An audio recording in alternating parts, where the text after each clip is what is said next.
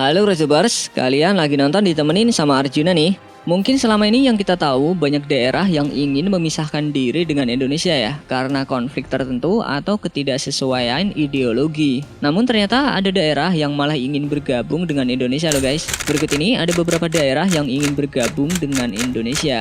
Sebelum lanjut videonya, bagi kalian yang belum subscribe, klik dulu tombol subscribe di bawah video ini. Mari kita bagi pengetahuan dan hal seru lainnya yang ada di dunia ini.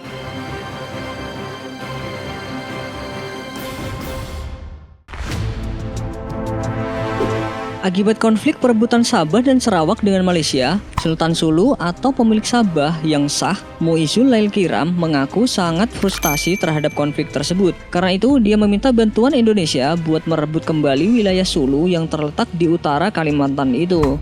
Untuk makluman, pagi ini jauh lebih kurang pukul pagi pergi ke kawasan di mana untuk memperketatkan dukungan.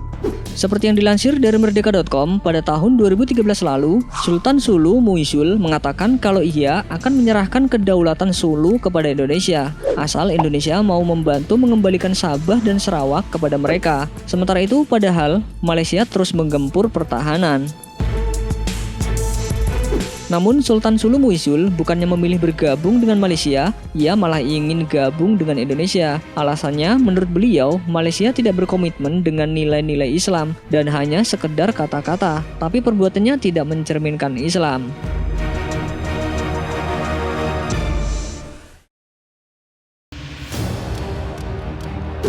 Selama ini, seperti yang kita ketahui, Indonesia dan Malaysia sering cekcok dan membuat hubungan dua negara kian panas. Namun meski demikian, hubungan Indonesia dan Malaysia di masa lalu pernah sangat baik. Bahkan Malaysia pernah memiliki keinginan untuk menjadi satu dengan Indonesia.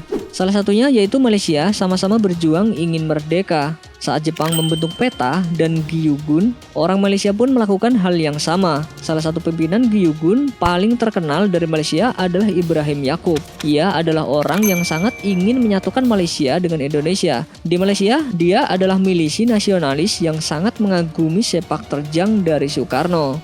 Selain itu, saat pertemuan di Taiping, Malaysia pada 13 Agustus 1945, Soekarno bertemu Ibrahim Yaakob dan Dr. Burhanuddin. Ibrahim ingin agar rencana Indonesia merdeka berjalan, Malaysia diikutkan ke dalamnya. Mereka ingin agar Indonesia dan Malaysia yang serumpun ini mampu bersatu.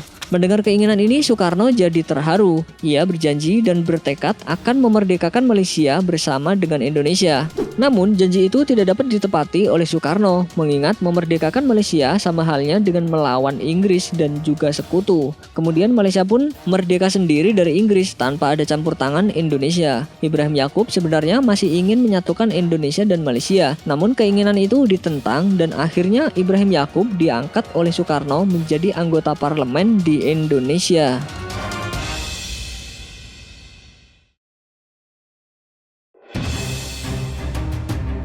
Sebagai mantan wilayah Indonesia, rakyat Timor Leste mempunyai ikatan yang kuat dengan Republik Indonesia. Bahkan setelah Presiden Jokowi berkunjung ke negara tersebut pada 26 Januari 2016 lalu, mereka sangat terkesan dan ingin kembali menjadi bagian dari Indonesia.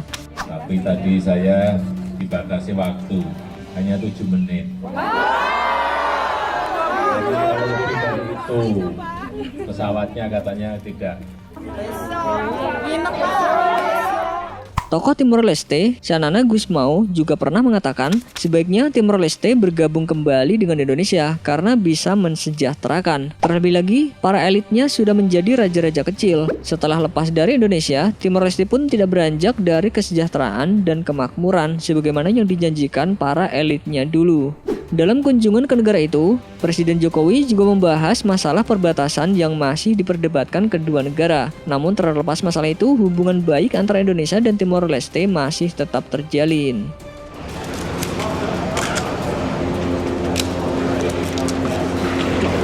We make sure everything is clear, it's okay, yeah, and you can stay here, see my family, my girlfriend, and the others.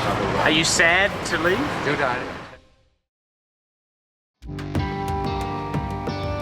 Dalam sejarah perjalanan bangsa Indonesia, tentunya banyak perubahan konstitusi yang terjadi. Salah satunya sebelum resmi menjadi negara kesatuan, Indonesia merupakan negara federal, layaknya sistem konstitusi negara barat. Maka dari itu muncullah BFO atau Badan Permusyawaratan Federal yang merupakan himpunan dari negara-negara boneka yang diciptakan oleh Belanda.